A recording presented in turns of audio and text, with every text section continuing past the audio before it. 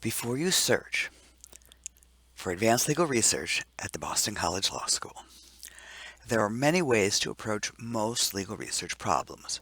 Before you search, think about what you need to find and where that information is likely to be. It's important to choose the research platform that contains materials of the type and subject matter that will likely provide you with the information you seek. Many primary legal materials are available on free websites as well as through subscription databases, but many secondary sources are protected by copyright and may only be available on one publisher's platform. For example, Goldstein on Copyright is only available on the Vital Law platform. Nimmer on Copyright is only available on Lexis, and Patria on Copyright is only available on Westlaw. On many systems you can run a global search without choosing which content to search, but a global search may not reach all the available content on that platform.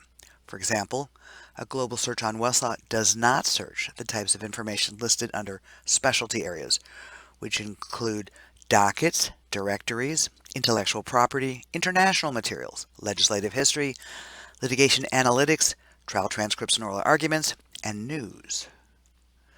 The Boston College Library's catalog, available from the Law Library homepage, defaults to searching across books, articles, and the University Library research guides. But if you know you're looking for a book, you can choose to search just the library catalog by choosing Books, which includes ebooks, databases, and journals. Or you could search for just articles, although not every journal article we have access to will be found by this search engine. To see if the library subscribes to a particular journal, you can search here on the Journals tab, or run a search in Books and filter by material type, journal. Or you can choose to search through our collection of law library research guides to get suggestions on what to look for and where to look for it. Once you've decided what to look for and where to look for it, you may also have options about how to search for it. Lexis, Westlaw, and Bloomberg Law offer more than one type of search engine.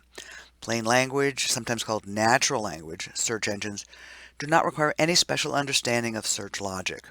Boolean search engines, often called terms and connector searching, gives the searcher greater control over what the search engine will retrieve.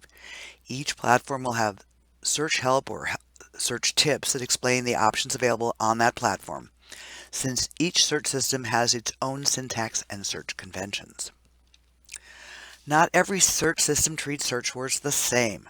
Especially when you are using a system you aren't very familiar with, it can be very helpful to check system help screens to see how that system processes your search. For example, a space between words in a terms and connector search on Westlaw is treated as an OR connector, and terms must be enclosed in parentheses if you wish the words to be treated as a phrase.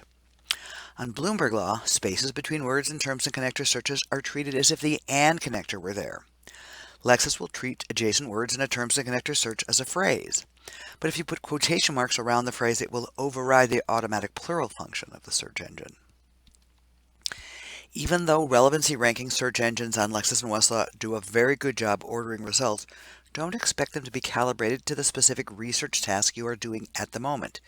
Be sure to look at a number of your search results, not just the top hits, and look at them critically.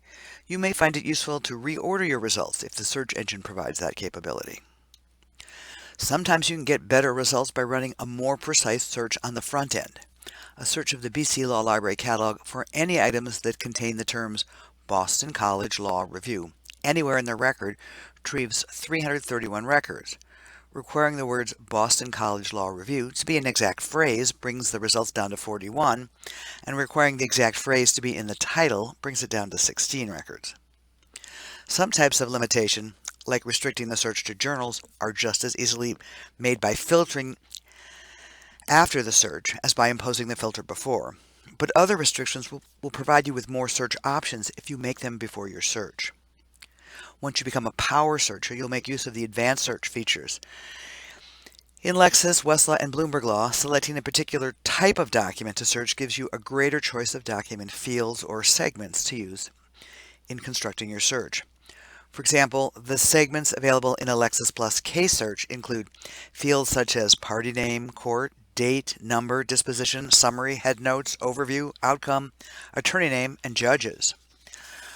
while those available on Lexis Plus in a code search include such fields as citation, publication, heading, section, rule, text, history, and unannotated.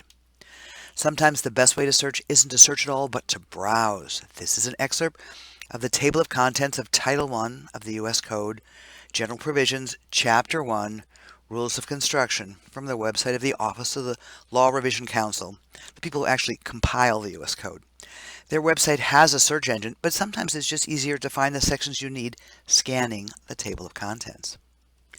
Sometimes it may make more sense to browse an index, like this index to NIMR on copyright. Indexes sometimes provide superior access to information because indexes involve the intercession of human intelligence to help direct the researcher. This index is both browsable and searchable. And the treatise itself has an interactive table of contents that may help you find what you are looking for faster and more efficiently than running a full-text search. Indexes aren't just for secondary sources. The U.S. Code annotated on Westlaw also has a browsable, searchable index to help guide you to the correct sections, as well as a popular name table.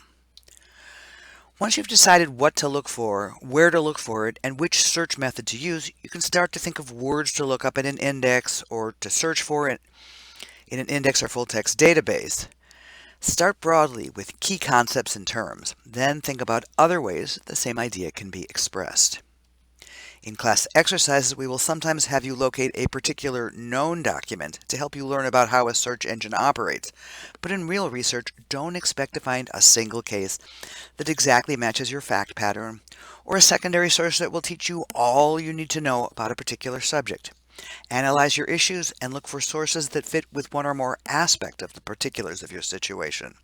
The key is to think critically about your problem. Choose appropriate resources to research the issue, and then be a critical consumer of whatever sources you choose to use. The best tactic is often to combine a variety of methods with a variety of resources to minimize the chance that you will miss something important and maximize your search results.